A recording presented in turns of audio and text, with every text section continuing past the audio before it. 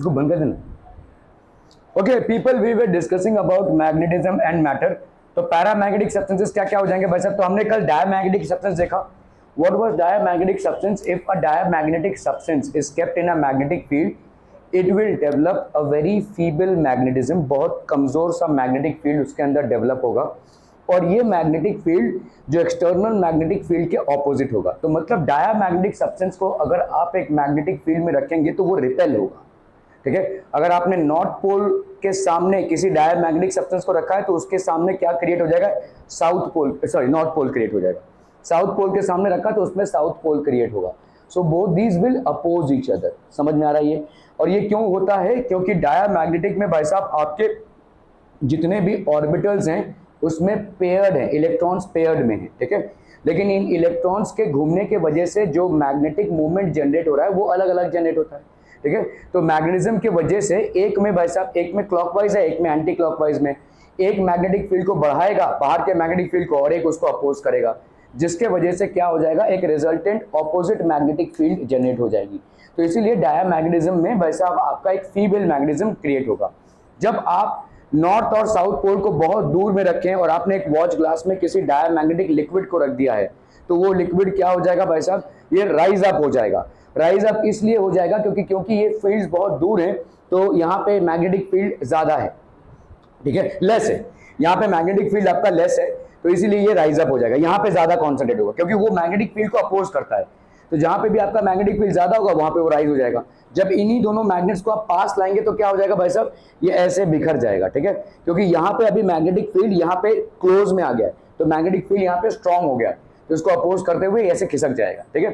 So this is something that we have understood about diamagnetic substances. Now what are paramagnetic substances? Paramagnetic substances वो होते हैं जिनमें भाई साहब आपका होता है अनपेयर्ड इलेक्ट्रॉन। तो आपके पैरामैग्नेटिक सब्सटेंस में भाई साहब होगा आपका अनपेयर्ड इलेक्ट्रॉन। तो कहीं ना कहीं भाई साहब आपका क्या होगा? अनपेयर्ड इलेक्ट्रॉन, ठीक है, ओके।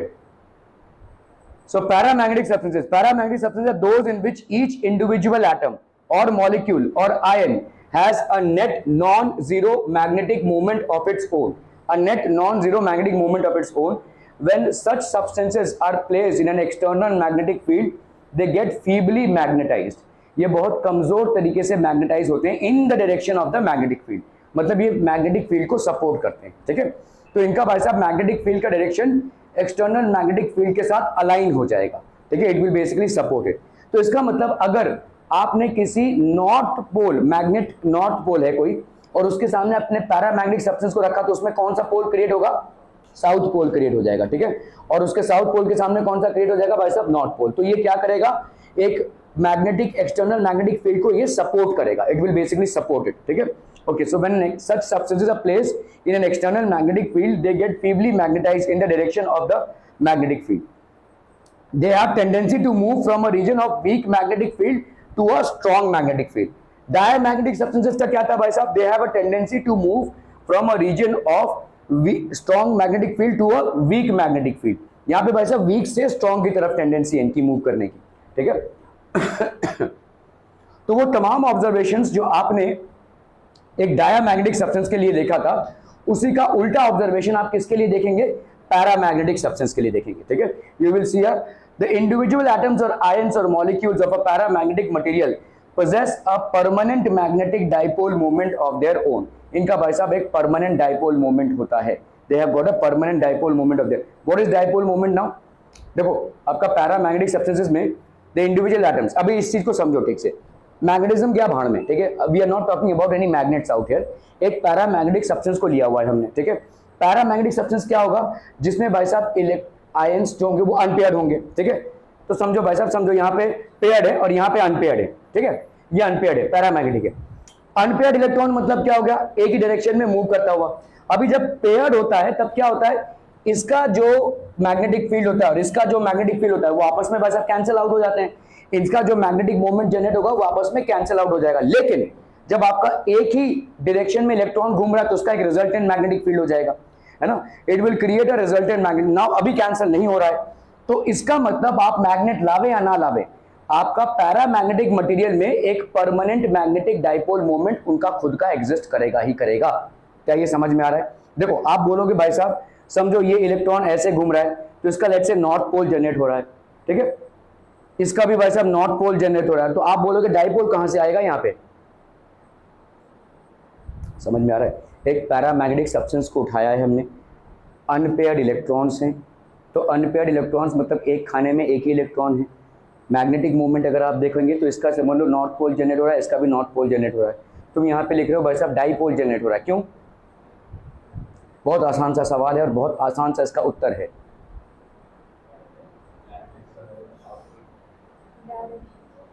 नहीं, डायरेक्शन नहीं। हाँ बोलो। देखो डाइपोल मतलब क्या होता है, नॉर्थ और साउथ पोल दोनों होंगे ना, north and south pole separated by distance, तो डाइपोल कहां से हो रहा है तुम्हारा, दोनों में चलो नॉर्थ पोल जनरेट हो गया। एक एग्जांपल ले रहा हूं, नहीं चार्ज नहीं। फंडामेंटल है मैग्नेटिज्म का, फंडामेंटल क्या है? इलेक्ट्रिक मोनोपोल्स एग्जिस्ट हो सकते हैं इलेक्ट्रिक चार्जेस के, मैग्नेटिक मोनोपोल्स एग्जिस्ट नहीं होते हैं। मैग्नेट्स हमेशा डाइपोल में ही रहेंगे, मतलब अगर कहीं पे नॉर्थ पोल क्रिएट हुआ है तो उसका simultaneous south pole automatically create हो जाएगा, ठीक है। So north pole individually create नहीं होगा, उसका साउथ पोल भी क्रिएट होगा। मतलब कैसा है, देखो ये इलेक्ट्रॉन घूम रहा है ना, ऐसा समझ लो ये इलेक्ट्रॉन ऐसे घूम रहा है, ठीक है। तो लेट्स से आपका भाई साहब, लेट्स से ये इलेक्ट्रॉन ऐसे एंटी क्लॉकवाइज घूम रहा है, तो ये भाई साहब ऐसे गया, ठीक है, सॉरी ये आपका ऐसे गया, बीच में आपने एक डंडी जोड़ दी, ये नॉर्थ पोल क्रिएट हो गया। तो ये लूप है, देखो इलेक्ट्रॉन ऐसे घूम रहा है, तो मतलब ये साइड में आपका नॉर्थ पोल क्रिएट हो गया, तो ऑटोमेटिकली इस साइड में क्या क्रिएट हो जाएगा, साउथ पोल। समझ में आ रहा है? ये मैग्नेटिक मोनोपोल्स कभी एग्जिस्ट नहीं करते हैं। इलेक्ट्रॉन है, देखो इलेक्ट्रॉन का लूप है, ये ऐसे घूम रहा है, ये इलेक्ट्रॉन है, देखो ये ऐसे घूम रहा है। इस लूप को तुम जब इस तरफ से देख रहे हो ना, तो ये नॉर्थ पोल है, और इस तरफ इसके क्या क्रिएट होगा, साउथ पोल क्रिएट होगा। That is how it will be created, ठीक है। तो यहाँ पे इसका मतलब आपके परमानेंट डाइपोल मोमेंट पहले से ही एग्जिस्ट करते हैं, ठीक है, क्योंकि इनका मैग्नेटिक डाइपोल कैंसिल हो नहीं रहा है। मैग्नेटिक डाइपोल कैंसिल नहीं हो रहा है क्योंकि अनपेयर्ड इलेक्ट्रॉन्स हैं। क्या ये समझ में आ रहा है पीपल? बहुत बढ़िया भाई साहब, ठीक है। तो अभी जब आप इसको भाई साहब, on account of the ceaseless random thermal motion of the atoms no net magnetization is seen, ठीक है। तो भाई साहब एक सीजलेस रैंडम थर्मल मोशन हो रहा है, सीजलेस मतलब एक अंतहीन, ceaseless random motion of the atoms, no net magnetism is seen. तो आपका कोई नेट मैग्नेटिज्म हमको देखने को नहीं मिलता है, ठीक है। We are not able to see any net magnetization out here, ठीक है। तो no net magnetization is seen. तो इसमें भाई साहब क्या हो जाएगा, in the presence of an external field B naught which is strong enough and at low temperatures the individual atomic dipole moment can be made to align and point in the same direction as B naught। तो अगर आपने भाई साहब एक external field डाला, इस paramagnetic substance को आपने एक external magnetic field B naught में डाल दिया, अच्छा खासा स्ट्रॉन्ग फील्ड है एंड एट लो टेम्परेचर है ये, ठीक है। The individual atomic dipole movement can be made to align and point in the same direction as B naught. तो आपका जो अंदर ही अंदर इसका डाइपोल मोमेंट था, ये इसके साथ अलाइन हो जाएगा। क्लियर है, समझ में आ रही है? अपने आप ही अलाइन हो जाएगा। इसमें ऑलरेडी डाइपोल एग्जिस्ट कर रहा है, और डाइपोल किसके लिए एग्जिस्ट करता है, देखो समझो इस चीज को, इसके अंदर डाइपोल ऑलरेडी एग्जिस्ट कर रहा है ना, पैरामैग्नेटिक सब्सटेंस है इसके लिए अंदर, और डाइपोल किसके लिए बन रहा है, इलेक्ट्रॉन के मूवमेंट्स के लिए बन रहा है, ठीक है। तो इलेक्ट्रॉन्स मूवमेंट करते हुए डाइपोल्स क्रिएट कर रहे हैं, एक तरफ नॉर्थ पोल एक तरफ साउथ पोल, एक तरफ नॉर्थ पोल एक तरफ साउथ पोल। जैसे ही आपने इसको एक मैग्नेटिक फील्ड में रख दिया, तो मैग्नेटिक फील्ड तो चेंज नहीं होने वाला, लेकिन इलेक्ट्रॉन्स क्या करेंगे, अपने आप को ऐसे एडजस्ट कर लेंगे कि they support the external magnetic field. इनका मूवमेंट ऐसे हो जाएगा कि they will start supporting the magnetic field. समझ में आ रहा है ये?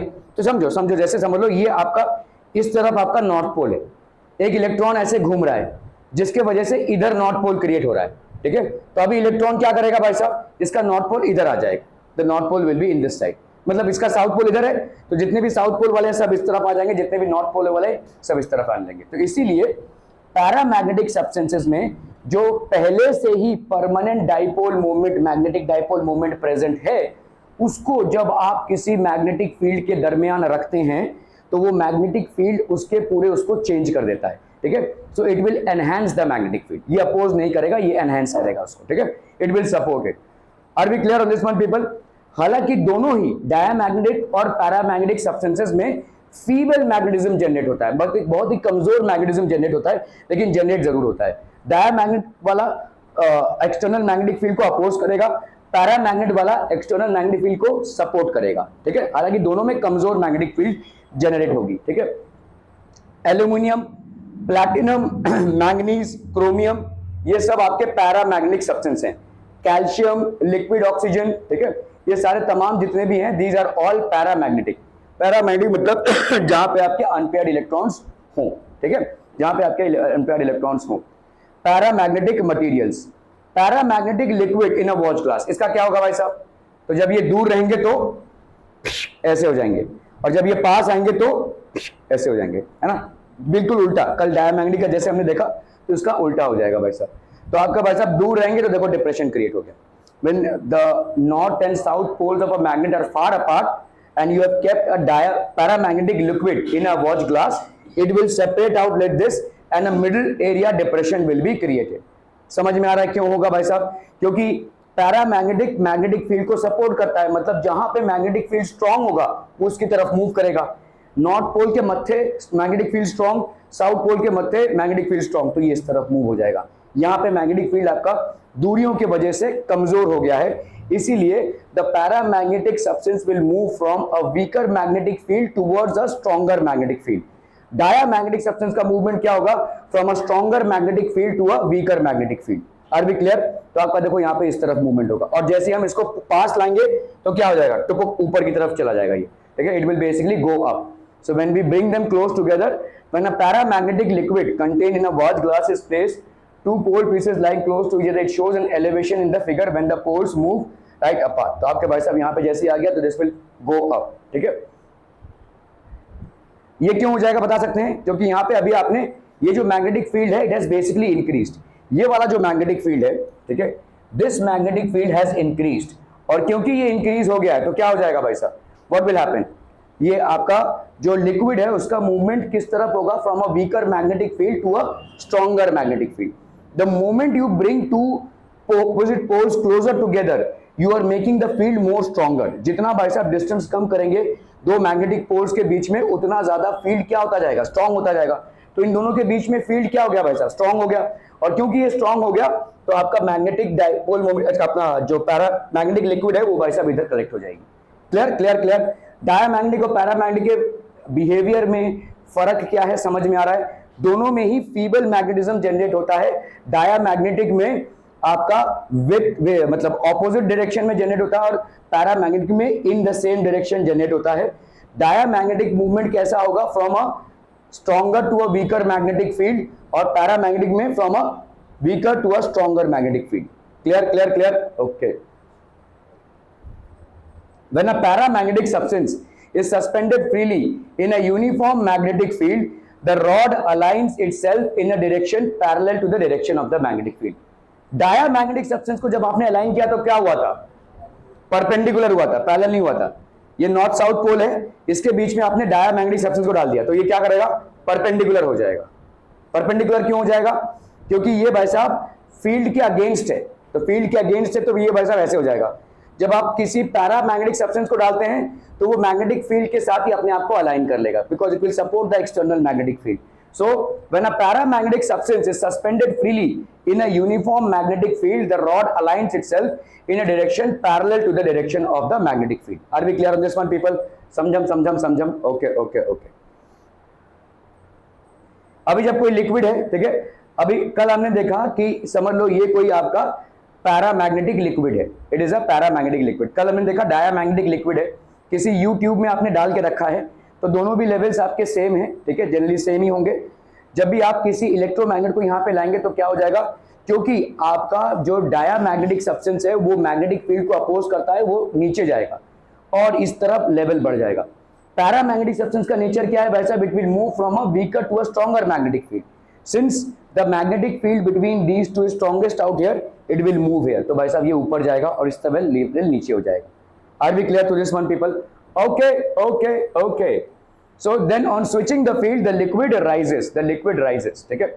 When a specimen of paramagnetic substance like aluminium or platinum is placed in a magnetic field, the lines of force prefer to pass through the specimen rather than from the air। देखो इस चीज को समझो। जब आप किसी, तो paramagnetic substance आपका क्या है? पैरामैग्नेटिक सब्सटेंस क्या है? सपोर्ट कर रहा है ना, ठीक है, समझ में आ रहा है ये?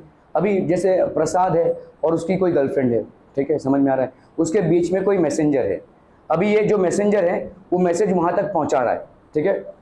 अगर ये मैसेंजर भाई साहब कमीना निकला तो उल्टा भी कर सकता है ना। तो इसका मतलब क्या है, जो मैसेज है वो उसको पहुंचाने के लिए एक मैसेंजर लग रहा है, तो ये मैसेंजर क्या करेगा, he will convey the message to the other party, right. इसी तरह से पैरामैग्नेटिक सब्सटेंस है। पैरामैग्नेटिक सब्सटेंस भाई साहब क्या करेगा, ये मैग्नेटिक फील्ड को बाहर से जाने नहीं देगा, ये अंदर से ही जाने देगा, क्योंकि ये पैरामैग्नेटिक फील्ड क्या कर, पैरामैग्नेटिक सब्सटेंस क्या करेगा, मैग्नेटिज्म को सपोर्ट कर रहा है ना, मैग्नेटिज्म को सपोर्ट कर रहा है। अगर उसने कोई ऐसा मैसेंजर चुना है जो उसके अफेयर को सपोर्ट कर रहा है, तो भाई साहब मैसेज पहुंचेगा उसके दरमियानी। और अगर उसने गलती से किसी ऐसे को चुन लिया कि भाई साहब जो उल्टा ही मैसेज पहुंचा दे तो अलग हो जाएगा, ठीक है। तो पैरामैग्नेटिक सब्सटेंस क्या होता है भाई साहब, it gets enhanced by the external magnetic field, ठीक है। तो आपके जो field of lines of force हैं जो ऐसे जा रहे थे वो अभी ऐसे ना जाके ऐसे जाएंगे। The field lines of force will go like this because this is supporting the external magnetism. ये भाई साहब एक्सटर्नल मैग्नेटिज्म को सपोर्ट कर रहा है, ठीक है। When a specimen of paramagnetic substance like aluminum or platinum is placed in a magnetic field, the lines of force prefer to pass through the specimen rather than from the air, ठीक है।